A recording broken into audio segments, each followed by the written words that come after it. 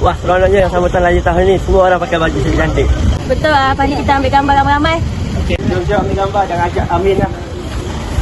Aku nak join sekali boleh tak? Tak boleh lah. Kami nak ambil gambar kawan-kawan kami je. Jom lah Ami, angkat gambar sekali. Okey, kita ambil gambar bersama. 1, 2, 3. Tak apalah. Mungkin dia orang tak suka aku kot.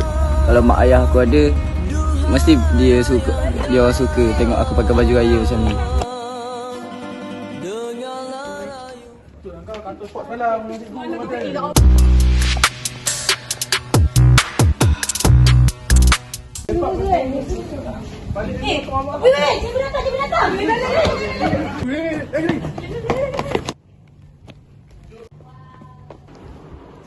Bagus semua.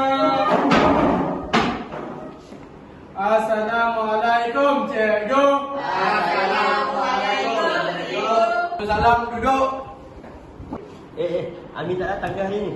Amin tak datang. Amin tak datang hari ni, dah berapa hari dah dia sakit.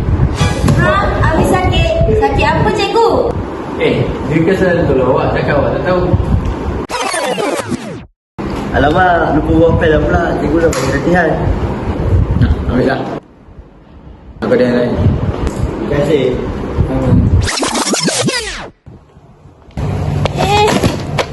Tak apa, biasanya tolong. Mana buku aku ni? Tadi kau tinggal kat library. Oh, terima kasih. Ya awak selalu baik je dengan kita kan? Ya, kenapa kita pulaukan dia kan? Kita dah salah ni. Kita patut minta maaf dengan dia. Yelah kan, aku pun banyak salah. Betul.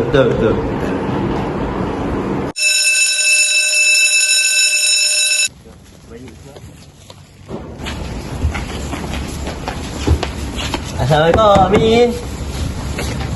Oh, Amin. Ya, waalaikumsalam. Kita orang datang ni sebenarnya nak minta maaf. Kita orang banyak buat salah dengan kau. Kita ni nak minta maaf sebab aku banyak buat salah dengan kau. Kita orang datang nak merawat. Ni ada kuih bagi. Terima kasih. Saya dah lama nak kawan dengan awak semua.